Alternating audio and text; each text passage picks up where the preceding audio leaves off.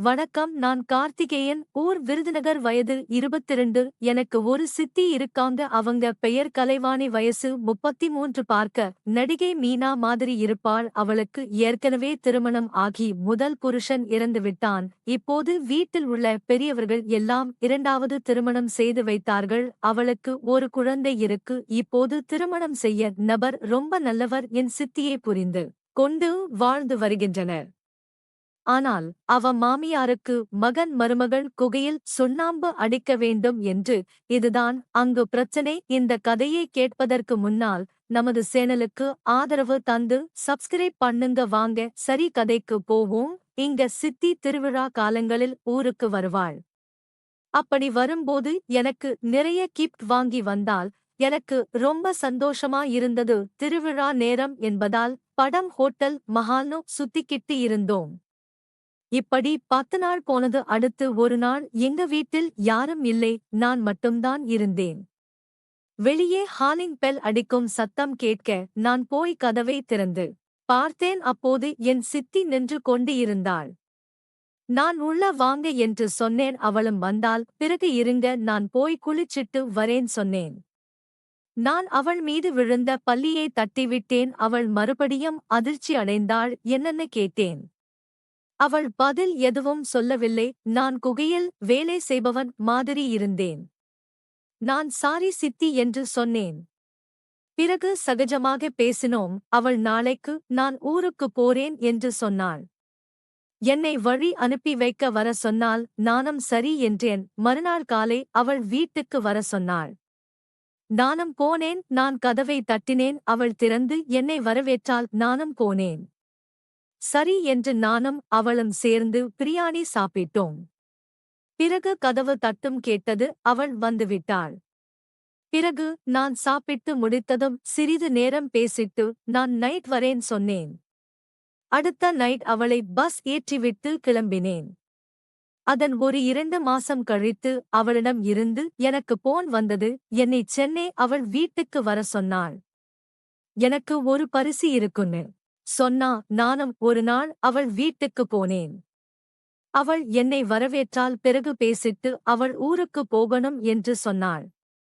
அவங்க அம்மாக்கு உடம்பு சரியில்லை என்று சொன்னால் சரி என்று சாயங்காலம் 5 மணிக்கு கிளம்பலாம் என்று சொன்னேன். அவள் புருஷனும் சரி என்று சொன்னால் சரி என்று எல்லாம் ரெடி பண்ணிக்கொண்டு கிளம்பினோம். பேருந்து நிலையத்துக்கு போனால் பஸ் ஸ்ட்ரைக்னு சொன்னாங்க. சரி ரயில்வே ஸ்டேஷன் போனா அங்கு அதுக்கு மேலே கூட்டம். சரி கால் டாக்ஸை பிடித்து தரவ என்று சொன்னேன். அவள் வேண்டாம் என்றாள். பிறகு என்னத்தான் செய்ய கேட்டேன். அவள் என்னுடன் பைக்கில் வருவேன் என்று சொன்னால் நானும் சரின்னு சொன்னேன். கிளம்பினோம். சென்னை தாண்டி ஒரு பெட்ரோல் பங்கில் பெட்ரோல் டேன் முழுவதும் போட்டு கொண்டு போனேன். ஒரு 15 நிமிடத்தில் என் சித்தி அழுவது கண்ணாடியில் தெரிந்தது. நான் என்னாச்சு கேட்டேன். அவள் பதில் சொல்லவில்லை. பிறகு 2 மணி நேரம் கழித்து ஒரு கடையில் நிறுத்தினேன். அவள்தான் கதையே சொன்னாள்.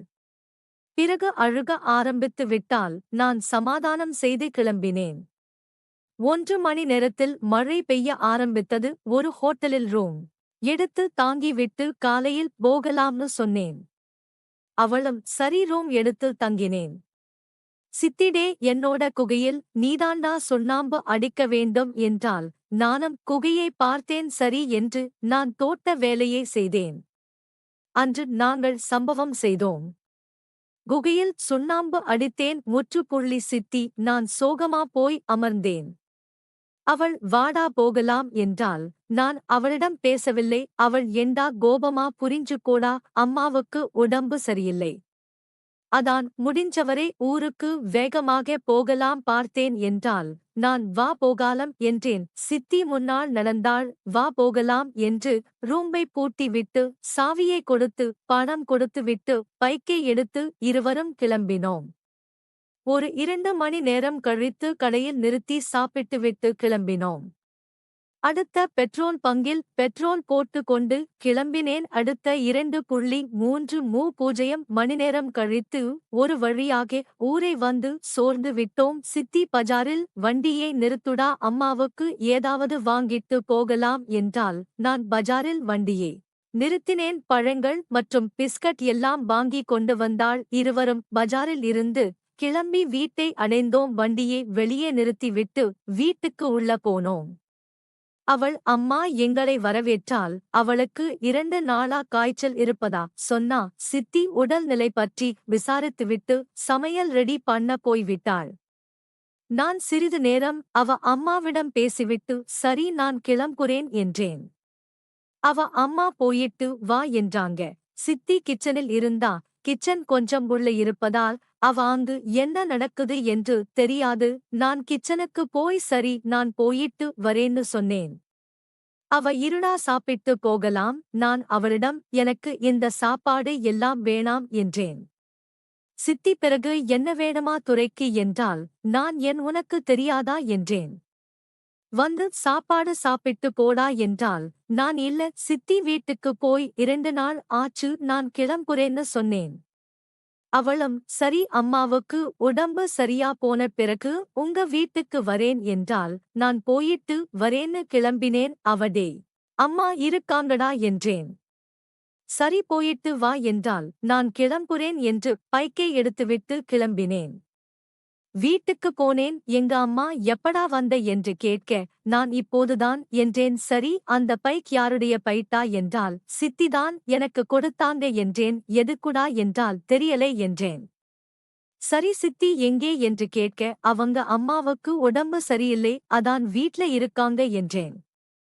சரி வந்து சாப்பிடுடா என்றார்கள். இல்லை நான் சித்தி வீட்டில் சாப்பிட்டு விட்டு வந்தேன் என்றேன்.